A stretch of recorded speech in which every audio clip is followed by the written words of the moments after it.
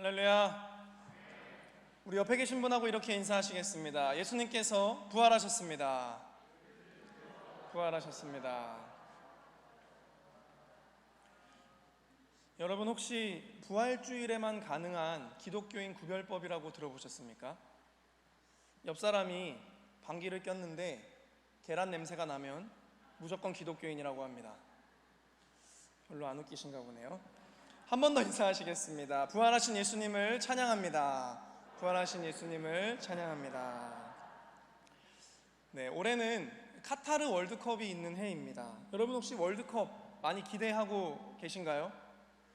네, 축구 보는 것에 관심이 없는 사람도 이 월드컵만큼은 관심을 가지고 챙겨보시는 분들이 아주 많이 계신 것 같습니다. 특히 이 남성분들은 월드컵을 그냥 지나치기가 매우 어렵습니다.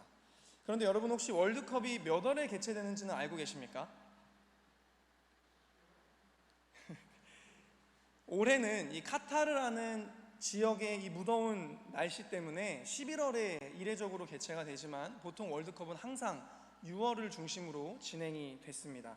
그래서 제가 기억나는 에피소드가 하나 있는데 6월은 모든 학생들에게 시험 공부로 아주 분주한 그런 기간들입니다. 저는 2006년 이 독일 월드컵 당시에 대학 입시를 앞둔 고3이었는데 정신을 못 차리고 이 월드컵에 푹 빠져 있었습니다. 어디를 가도 누구를 만나도 이 월드컵 얘기를 하고 계속해서 월드컵 영상, 월드컵 기사들을 찾아보면서 시간을 보냈습니다. 반면에 당시 저희 형은 대학생이었는데 월드컵에 아주 관심이 없는 보기 드문 남성이었습니다. 한 번은 이 한국 경기가 있는 날에 제가 형에게 이렇게 물었습니다. 형 월드컵 안 봐? 한국 사람 맞아? 이렇게 물어보니까 형이 저에게 이렇게 이야기를 해주셨습니다. 나는 월드컵이 매년 있었으면 좋겠어. 왜냐하면 그래야 시험 기간마다 내 경쟁자들이 월드컵에 빠져 사느라 시험을 다 망치지. 그 답변을 들은 이후에 서로 욕설이 오고 갔던 그런 기억이 있습니다. 저는 완벽하게 월드컵의 시간을 살고 있었고 저희 형은 완벽하게 시험기간의 삶을 살고 있었습니다. 학생 신분, 그리고 시험기간, 월드컵 모두 동일한 삶의 상황에 있었지만 저희 둘은 완전히 다른 삶의 길을 걸어가고 있었습니다. 이처럼 사람은 어떤 시간관으로 살아가는지에 따라서 삶의 방향이 달라지게 됩니다. 여러분 혹시 카이로스, 크로노스라는 말을 들어보신 적이 있으십니까? 이 카이로스와 크로노스라는 말은 이 헬라어로 시간이라는 의미를 뜻하는 단어들입니다. 먼저 크로노스란 인간의 시간, 자연적 시간, 육체적 시간을 의미합니다. 조금 더 쉽게 말해서 인간에게 있어서 이 시간이라는 것은 내가 태어나서부터 죽을 때까지다 라고 생각하는 것이 크로노스의 시간입니다. 이 땅에서의 삶이 나에게 주어진 시간의 전부라고 생각하기 때문에 이 땅에서 경험할 수 있는 모든 쾌락적 욕구에 초점을 맞추어서 살아갑니다. 그래서 이 땅이 추구하는 쾌락, 오락, 물질, 권력, 성공 등에 집착하면서 수단과 방법을 가리지 않고 이 모든 것을 얻어내고자 살아갑니다. 이것이 크로노스의 시간관을 가지고 살아가는 사람들의 모습입니다. 반면에 카이로스란 하나님의 시간을 의미합니다. 이 땅에서의 시간이 끝이 아니라 하나님의 시간이 존재하고 있음을 인식하면서 살아가는 삶입니다. 카이로스의 시간관을 가진 사람들은 이 땅에 매여 살지 않습니다. 이 땅의 기준이 아니라 하나님의 기준을 기억하면서 살아갑니다. 이 땅의 것, 이 땅의 가치에 자신의 삶을 매몰시키지 않고 하나님의 때를 늘 바라보고 기다리며 살아갑니다. 여러분 만약 이 땅에서 우리의 시간이 끝이 난다고 한다면 예수님께서 부활하실 필요가 있습니까? 이 땅이 끝이라면 예수님께서 십자가에서 그 모든 수치와 모욕을 묵묵히 참고 견뎌내실 이유가 있으셨겠습니까? 아니, 이 땅이 끝이라면 예수님께서는 아마 고난 자체를 시작하시지 않으셨을지도 모르겠습니다. 또한 예수님을 믿는 우리는 어떻습니까? 만약 이 땅이 끝이라면 여러분들 여기에 앉아 계실 이유가 있으십니까? 우리에게 영원한 이 생명의 시간이 없다면 저는 아마도 예수님을 믿지 않았을지도 모르겠다라는 생각을 설교를 준비하면서 해보게 되었습니다. 그러나 우리는 크로노스, 이 인간의 시간 그 위에 카이로스, 하나님의 시간을 믿는 자들이기 때문에, 그 부활의 시간을 믿는 자들이기 때문에 지금 여기에서 부활하신 예수님을 예배하고 있습니다. 우리는 부활을 소유한 사람들이고 부활을 꿈꾸는 사람들입니다. 그러나 그렇기 때문에 부활의 시간을 살아가는 우리들은 이 땅의 시간을 살아가는 사람들과는 분명 삶의 방향이 달라야 합니다. 성경을 한번 살펴보겠습니다. 예수님의 부활 사건에 관해서는 사복음서 모두가 기록을 하고 있습니다. 그런데 그 장면에 대한 목격자나 묘사가 다 다르게 기록이 되어 있습니다. 마태복음은 막달라 마리아와 다른 마리아가 무덤을 찾아가서 주의 천사를 만났다라고 기록하고 있고, 마가복음은 막달라 마리아와 야고보의 어머니 마리아와 살로메가 무덤을 찾아가서 흰옷 입은 한 청년을 만났다라고 기록을 합니다. 반면에 누가복음은 막달라 마리아와 요한나와 야고보의 모친 마리아와 그들과 함께한 다른 여자들이 찬란한 옷을 입은 두 사람을 만났다고 기록하고 있고, 요한복음은 막달라 마리아가 흰옷 입은 두 천사를 만났다라고 부활에 대해서 이야기하고 있습니다. 혹자들은 이런 상이한 복음서의 기록 때문에 성경의 사실성에 관해서 의문을 품기도 하지만, 오히려 모든 복음서에서 예수님의 부활의 사실에 관해서는 이견이 없이 기록하고 있다는 점에서 부활에 대한 신뢰는 오히려 더욱더 강화된다고 볼 수 있습니다. 어쨌든 오늘 우리가 함께 살펴볼 이야기는 이런 등장인물에 관한 이야기는 아닙니다. 저는 오늘 마태, 마가, 그리고 누가복음에서 동일하게 이야기하고 있는 부활의 한 가지 메시지에 관해서 집중해보고 싶습니다. 마태복음 28장 6절은 이렇게 기록합니다. 그가 계시지 않고 그가 말씀하시던 대로 살아나셨느니라. 와서 그가 누우셨던 곳을 보라. 마가복음 16장 6절입니다. 청년이 이르되 놀라지 말라. 너희가 십자가에 못 박히신 나사렛 예수를 찾는구나. 그가 살아나셨고 여기 계시지 아니하니라. 보라, 그를 두었던 곳이니라. 누가복음을 보겠습니다. 누가복음 20장 5절에서 6절은 이렇게 기록합니다. 여자들이 두려워 얼굴을 땅에 대니 두 사람이 이르되 어찌하여 살아있는 자를 죽은 자 가운데서 찾느냐. 여기 계시지 않고 살아나셨느니라. 갈릴리에 계실 때에 너희에게 어떻게 말씀하셨는지를 기억하라. 아멘. 핵심적인 두 가지를 이야기하고 있습니다. 먼저는 그가 여기 계시지 않는다. 더 이상 그는 죽음의 자리에, 과거의 자리에 계시지 않는다. 또 하나는 다시 살아나셨다. 그는 이제 새로운 삶을 시작하셨다라는 것입니다. 이것이 부활입니다. 이전의 모습은 없고 이제 다른 차원의 새로운 삶이 시작되었다라는 것을 의미하는 것이 부활입니다. 변화입니다. 이 말은 만약 여러분들이 부활의 시간을 살아가는 사람들이라면, 여러분들이 부활을 소유하고 꿈꾸는 사람이라면 여러분들의 삶에도, 그리고 저의 삶에도 분명한 부활의 증거들이 있어야 한다라는 이야기입니다. 그렇다면 그 부활의 증거가 무엇입니까? 첫 번째로 죄의 삶이 죽고 말씀의 삶이 시작되어야 합니다. 부활하신 예수님을 목격했던 사람들을 이야기할 때 아마 제자들을 빼놓고는 이야기하기가 어려울 것 같습니다. 그렇다면 부활하신 예수님을 만났던 그 제자들의 가장 큰 변화는 무엇이었습니까? 바로 이 죄에 대한 민감성이었습니다. 예수님께서 부활하시기 전에 제자들의 모습을 우리가 잘 생각해 보면 대체로 제자들은 떵떵거리기를 참 좋아했습니다. 마태복음 26장 33절에서 35절 말씀입니다. 베드로가 대답하여 이르되 모두 주를 버릴지라도 나는 결코 버리지 않겠나이다. 예수께서 이르시되 내가 진실로 내게 이르노니 오늘 밤 닭 울기 전에 내가 나를 3번 부인하리라. 베드로가 이르되 내가 주와 함께 죽을지언정 주를 부인하지 않겠나이다 하고 모든 제자도 그와 같이 말하니라.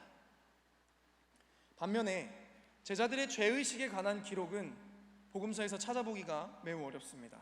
심지어 예수님께서 십자가에 못 박혀 죽으셨을 때 다 도망갔던 것들은 고사하고, 그 상황에서도 이들은 자신의 신변에 대한 두려움을 걱정할 뿐 예수님의 곁을 지키지 못한 것에 대한 회개의 마음을 갖지는 못했습니다. 왜냐하면 예수님은 이미 죽으셨기 때문에. 그들에게는 이 세상의 시간만 존재할 뿐 부활의 시간관이 없었기 때문입니다. 그러나 부활하신 예수님을 만난 제자들은 예수님의 말씀을 외치기 시작했습니다.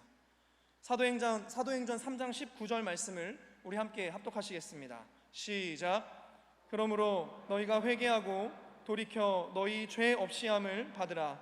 이같이 하면 새롭게 되는 날이 주 앞으로부터 이를 것이요. 아멘.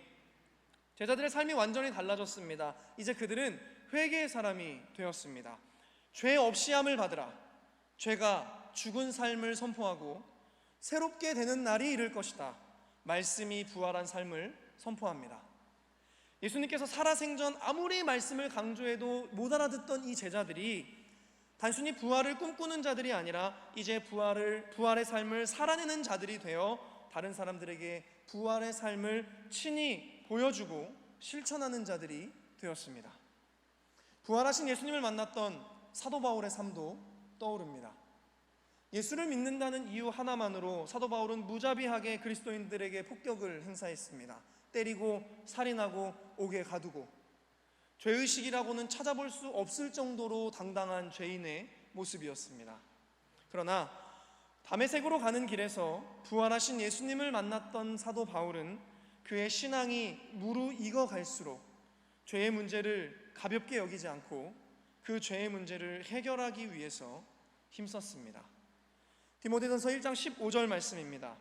밑보다 모든 사람이 받을 만한 이 말이여, 그리스도 예수께서 죄인을 구원하시려고 세상에 임하셨다 하였도다. 죄인 중에 내가 괴순이라.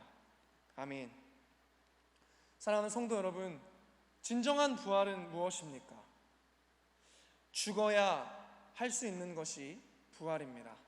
죽지 않으면 그 무엇도 부활이라고 말할 수는 없습니다. 부활을 먼저 할 수도 없습니다. 죽음이 먼저인 것입니다. 베드로전서 2장 24절은 이렇게 말씀하고 있습니다. 우리 함께 합독하시겠습니다. 시작. 친히 나무에 달려 그 몸으로 우리 죄를 담당하셨으니 이는 우리로 죄에 대하여 죽고 의에 대하여 살려 하려 하심이라. 그가 채찍에 맞음으로 너희는 나음을 얻었나니. 아멘. 우리로 죄에 대하여 죽고 의에 대하여 말씀에 대하여 살게 하려 하심이라. 나음을 얻었나니, 나음을 얻었다. 우리의 죄가 죽고 의로 말씀으로 살 수 있게 된 그 삶을 성경은 나음을 얻은 것이라고 이야기하고 있습니다. 여러분, 그런데 말씀을 실천하는 것이 쉽습니까? 그런데 여러분, 왜 어려운지 생각해 보셨습니까? 우리가 우리의 죄의 문제를 건너뛴 채로 말씀을 실천하려 하기 때문에 그렇습니다. 다들 경험하시지 않습니까? 우리가 죄의 마음에 사로잡혀 있을 때 우리는 말씀을 실천하기가 매우 어렵다는 것을 경험하게 됩니다. 부활하신 예수님을 만난 제자들의 삶의 변화는 죄사함으로부터 시작되었습니다. 그들의 마음 안에 죄가 죽어졌을 때 그들의 말씀이 실천되었습니다. 그제서야 도무지 통제되지 않았던 죄의 삶을 통제할 수 있게 되었고, 도무지 실천되지 않았던 말씀의 삶을 실천할 수 있는 능력을 소유하게 되었습니다. 사랑하는 성도 여러분, 그가 여기 계시지 않는다. 이제 여러분들의 죄의 삶은 다 사라지고 다시 살아나셨다. 여러분들의 머릿속에 가득 차 있는 그 말씀들이 부활하신 예수님을 통해 삶으로 살아나는 역사가 있기를 예수님의 이름으로 축복합니다. 부활의 증거가 무엇입니까? 두 번째로, 나만을 위해 살아가던 삶이 죽고 하나님 나라를 위해 살아가는 삶이 시작되는 것입니다. 예수님과 함께 다녔던 제자들의 꿈은 성공이었습니다. 예수님과 함께 다니면 성공할 것만 같았습니다. 예수님과 함께 다니면 업으로 살 때보다 더 성공할 것 같았고, 세리로 살 때보다 더 부하게 살 수 있을 것 같았고, 열심당원으로 살 때보다 더 명예와 권력을 얻을 수 있을 것만 같았습니다. 어느 날 예수님께서 제자들에게 이렇게 물으셨습니다. 마가복음 10장 36절에서 37절 말씀에 이르시되 너희에게 무엇을 하여 주기를 원하느냐 여짜오되 주의 영광 중에서 우리를 하나는 주의 우편에 하나는 좌편에 앉게 하여 주옵소서. 이것이 제자들의 본심이었습니다. 아니나 다를까 제자들의 바램대로 사람들이 예수님께 열광하고 군중들이 주변으로 모여들기 시작했습니다. 그때 제자들은 속으로 외쳤을 것입니다. 됐다, 이제 됐어, 이제 조금만 있으면 내 인생이 달라지는 거야, 성공할 수 있겠다라는 생각을 가졌습니다. 제자들은 남부럽지 않게 이제 자신들이 살 수 있을 거라는 그러한 느낌을 몸소 느끼고 있었습니다. 그런데 제자들의 꿈이 산산조각 났습니다. 성공의 유일한 밧줄이었던 예수님께서 비참하게 죽으셨습니다.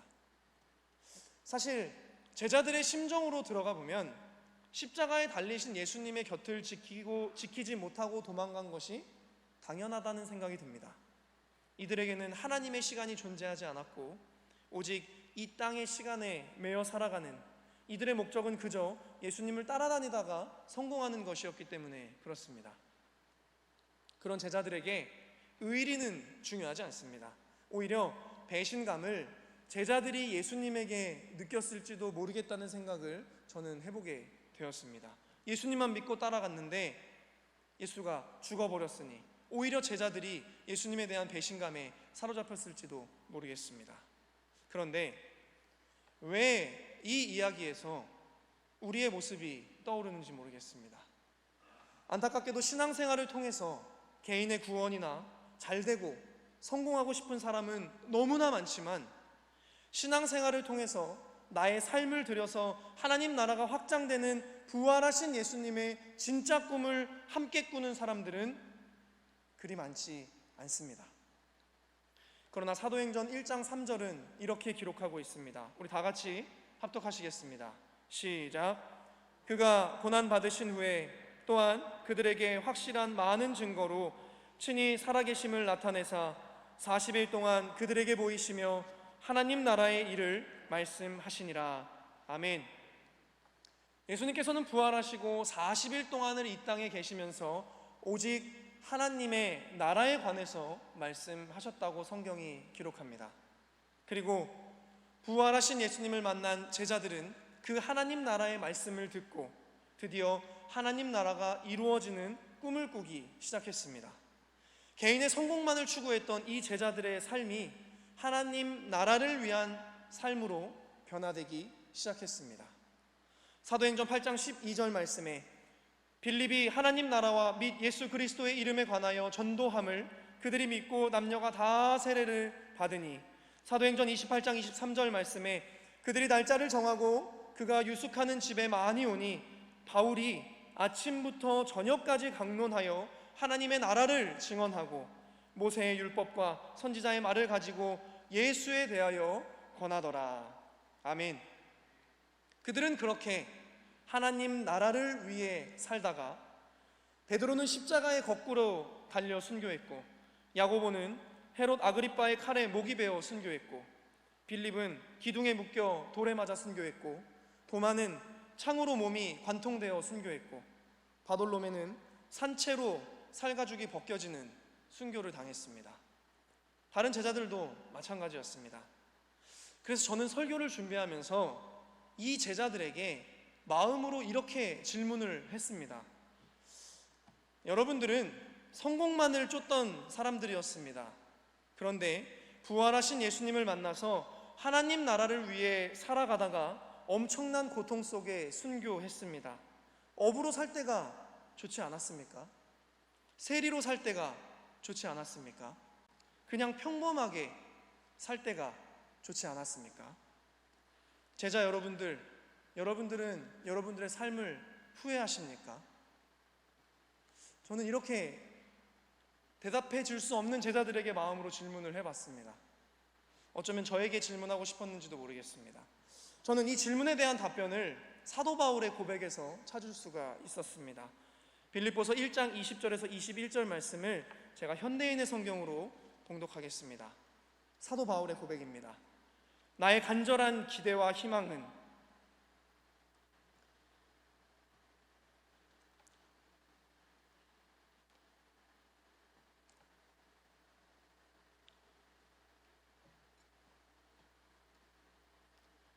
살든지 죽든지 언제나 그리스도를 높이는 것입니다. 이것은 내게 사는 것이 그리스도이므로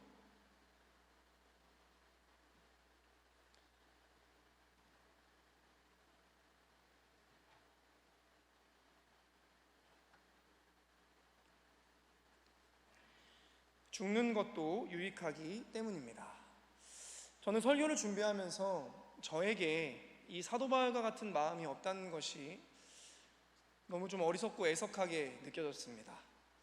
그러나 사랑하는 성도 여러분, 사도 바울의 이 마음을 가지고, 이 마음을 품고 내 개인을 위한 삶이 아니라 나를 위해 부활하신 예수님을 기억하면서 하나님 나라를 위해 살아가는 것이 우리들의 삶의 비전이 되어야 하지 않겠습니까? 하나님, 제가 이렇게 되면 하나님 나라를 위해서 살겠습니다. 하나님, 제가 저렇게 되면 하나님 나라를 위해서 살겠습니다. 비겁합니다. 예수님은 이미 우리를 위해 죽으셨습니다. 이미 우리를 위해 부활하셨습니다. 하나님은 여러분이 이렇게 저렇게 잘 돼서 하나님 나라를 위해 사는 것보다 지금 여러분들이 처한 그 삶의 상황 속에서 하나님 나라를 위해 살아가길 더욱 원하고 계십니다. 여러분들이 하나님 나라를 위해 할 수 있는 것들은 무엇이 있습니까? 전도입니까? 섬김입니까? 아니면 누군가를 돌보는 일입니까? 누군가를 위해서 도구하는 일입니까? 무엇입니까? 오늘 예수님이 부활하신 이 부활의 날 깊이 고민하시고 부활하신 예수님을 만난 오늘 이후에 부활의 증인된 삶을 살아가시는 저와 여러분이 될 수 있기를 예수님의 이름으로 축복합니다.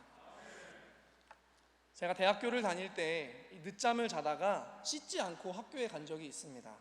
보통은 씻고 지각을 하는 편인데 저는 우등생이어서 한 번도 지각을 하지 않기 위해서 안 씻고 지각을 하지 않는 편을 택했습니다. 대충 이렇게 눈곱을 띄고 그 다음에 향수도 뿌리고 또 껌도 씹고 머리도 이렇게 슬쩍슬쩍 정리하면서 학교에 갔습니다. 그런데 어떤 허물없는 친구 한 명이 야, 너 오늘 안 씻고 왔지? 이렇게 저를 의심하기 시작했습니다. 그래서 제가 뭐라 그랬을 것 같습니까? 무슨 소리야? 어떻게 대학생이 학교에 안 씻고 와? 그런 자신감 있는 대학생이 어디 있어? 제가 이렇게 얘기를 했더니 그 친구가 저를 믿지 않고 이렇게 이야기했습니다. 그러게, 그런 자신감을 가진 친구를 내가 만났네, 이렇게 이야기를 했습니다. 저는 제 나름대로 잘 씻고 온 것처럼 하기 위해서 이런저런 방법을 많이 썼습니다. 그러나 감추어진 진실은 누군가에게는 반드시 보여지게 되어 있다는 것을 생각해 보게 됐습니다. 우리가 아무리 겉으로 부활의 증인인 것처럼 신앙 좋은 사람인 것처럼 행색을 하며 감쪽같이 살아간다고 해도 그 진짜 삶의 모습을 사람은 알아차리지 못해도 하나님은 다 아십니다. 여러분은 하나님이 보시기에 부활의 증인으로 살아가고 계십니까?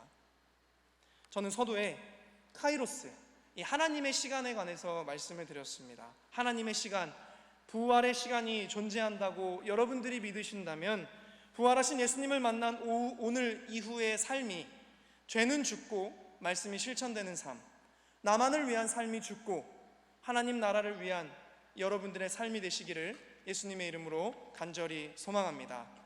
그래서 여러분들 스스로가 나의 이전의 모습은 더 이상 여기에 있지 않다, 나의 새로운 모습이 살아났다 라고 고백하실 수 있기를 간절히 소망합니다. 우리 두 손을 가슴에 한번 모아주시고 저를 따라서 고백해 주셨으면 좋겠습니다. 나의 죄의 삶은 다 죽었다. 나의 말씀의 삶이 부활했다. 나만을 위해 살아가던 삶이 죽었다. 하나님 나라를 위해 살아가는 삶이 부활했다. 아멘. 기도하겠습니다. 그가 여기 계시지 않고 그가 말씀하시던 대로 살아나셨느니라. 예수님, 죽음을 정복하시고 부활하셔서 죄인들의 소망이 되어주심을 감사드립니다. 우리 안에 주체할 수 없었던 가득한 죄의 본성과 죄의 욕구, 죄의 마음들이 다 죽어지게 하시고 말씀이 살아 역사하는 부활의 인생들이 되게 하여 주시옵소서.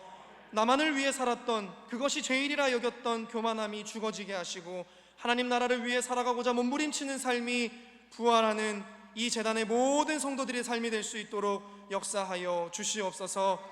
예수님께서 부활하심을 통해 하나님의 아들로서의 권능을 회복하셨던 것처럼 우리도 부활하신 예수님을 통해 하나님의 형상을 회복하며 살아갈 수 있도록 인도하여 주시옵소서. 이번 한 주는 부활의 기쁨을 가지고 살겠다는 결단을 하나님 앞에 드립니다.